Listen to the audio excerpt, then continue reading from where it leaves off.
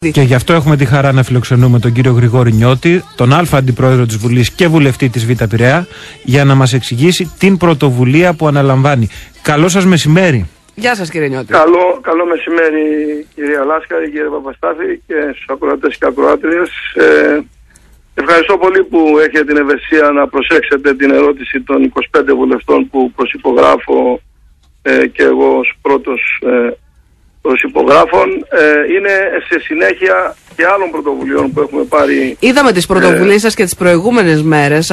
Μου έκανε για παράδειγμα εντύπωση και θέλω να το πω από τον αέρα αυτό, ότι είναι πρώτη φορά που διαβάζω μία τόσο καλογραμμένη πρόταση νόμου από βουλευτές.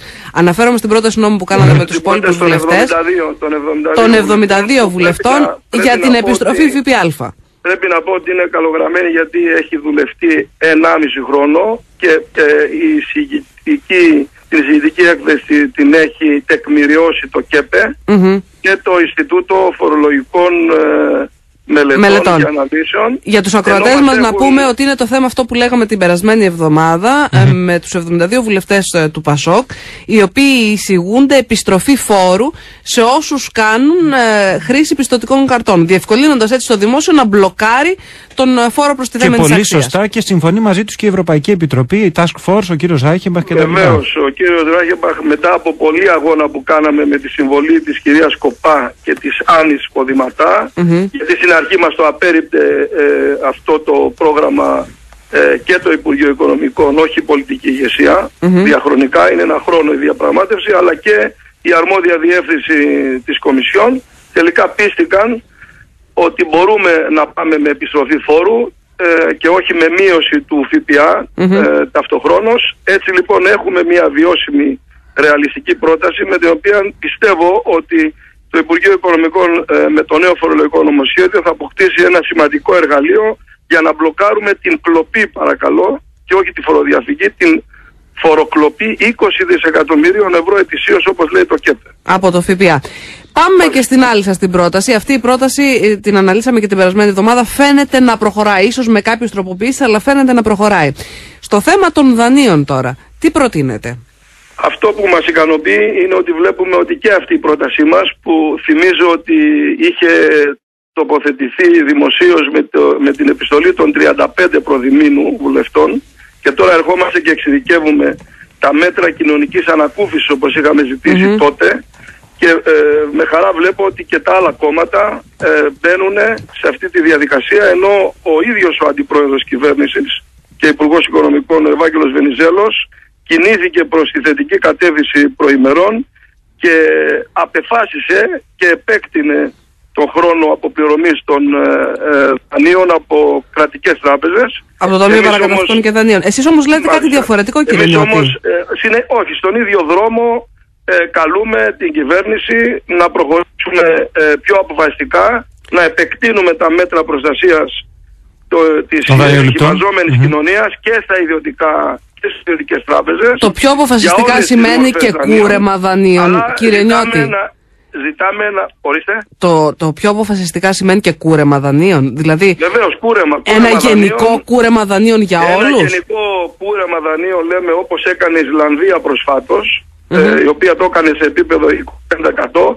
Εμείς ξέρουμε ότι υπάρχει έκθεση διεθνούς οίκου που ανεβάζει στο 30% την ανάγκη κουρέματος αυτών των δανείων για να ανακουφιστούν τα νοικοκυριά και γιατί όχι και οι μικρομεσαίες. Για να το καταλάβουμε δηλαδή, συγγνώμη, λέτε όλα τα δάνεια να κουρευτούν 30% δάνεια στεγαστικά πιστωτικές κάρτες? Βεβαίως, και να κουρευτεί και το επιτόκιο, και εξηγούμε πιο κάτω ότι ένα μέρος της απώλειας που θα έχουν οι τράπεζες, τώρα πια που είμαστε στη διαδικασία εν γέννη των κουρεμάτων, άρα της επιστροφής ελληνικής οικονομίας σε μια ρεαλιστική βάση, δεν μπορεί να μείνουν τα νοικοκυριά στην πλήρη αδυναμία να πληρώνουν τα δάνειά τους, γιατί αυτό θα οδηγήσει σταδιακά τις τράπεζες στην πολιτική και συνολική απώλεια όλων των ποσών των δανείων. Πιθανό να ζήσει η Ελλάδα το μαύρο 2008, λέμε, τον είπα, με την κατάρρευση της αγοράς ακινήτων λόγω μαζικών πληστηριασμών έγινε και κατέρευσε και Lehman Brothers, ενώ πρέπει να θυμίσουμε ότι το 2011 δυστυχώς έχουμε διπλασιασμό των πληστηριασμών. Θέλω να σας ρωτήσω το εξής, κύριε Νιώτη, και να κλείσουμε με αυτό, σας παρακαλώ. Υπάρχει πρόσφορο έδαφος για αυτή την πρότασή σας? Υπάρχει περίπτωση να υλοποιηθεί? Γιατί εμάς μας ακούγεται ιδανική, ξέρετε, να διαγραφεί το 30% των δανείων όλων μας. Νομίζω ότι στην κυβέρνηση αυτό έχει γίνει αποδεκτό πολιτικά. Υπάρχει αντίδραση αυτή την ώρα και ο φόβος των τραπεζών ότι δεν θα μπορέσουν να αντέξουν αυτό το κούρεμα. Εμείς λέμε ότι θα πρέπει, τώρα που έχουμε και την διαδικασία της ανακεφαλαίωσης των τραπεζών, να μην είναι μονόπλευρα αυτή η ανακεφαλαίωση μόνο υπέρ των τραπεζών. Δεν ξέρουμε και πότε θα μπορέσουν οι τράπεζες να μας επιστρέψουν αυτά τα χρήματα που θα είναι ίσως 40 δισεκατομμύρια. Ένα τμήμα αυτών των επιστροφών που οφείλουν οι τράπεζες, θα οφείλουν οι τράπεζες προς το ελληνικό δημόσιο. Ίσως θα μπορέσουν να το συμψηφίσουν με βάση την πρότασή μας για το κούρεμα κατά 30% των δανείων των οικοκυριών. Κύριε Πρόεδρε, κωδικοποιημένα μια τελευταία ερώτηση. Για την προηγούμενη πρωτοβουλία επικοινωνήσατε με την Ευρωπαϊκή Επιτροπή και τον κύριο Ράιχεμπαχ και συναντήσατε τελικά ευήκο ΑΟΤΑ για την προηγούμενη. Για αυτήν εδώ έχετε βολιδοσκοπήσει τις διαθέσεις του διεθνούς παράγοντα, το πούμε ανοιχτά? Νομίζω ότι κινούνται και οι ίδιοι σε αυτή τη λογική. Δεν μπορώ όμως αυτή την ώρα να πω ότι υπάρχει συμφωνία. Ο στόχος τους είναι προσιλωμένος και σωστά στο να πετύχει αυτή την κρίσιμη εβδομάδα το μεγάλο κούρεμα, να σταθεροποιηθεί η χώρα και εμέσως να σταθεροποιηθεί και η Ευρώπη και το ευρώ.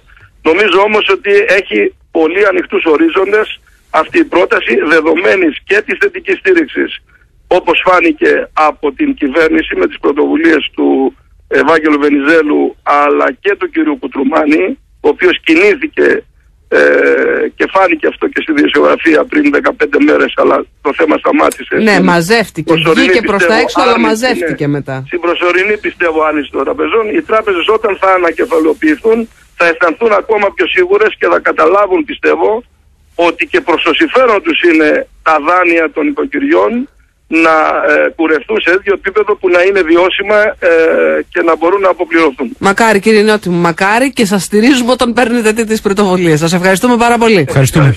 Αντιπρόεδρος της Βουλής ο κύριος Νιώτης, πρώτος αντιπρόεδρος και βουλευτής της Β' Πειραιά. Τον ευχαριστούμε.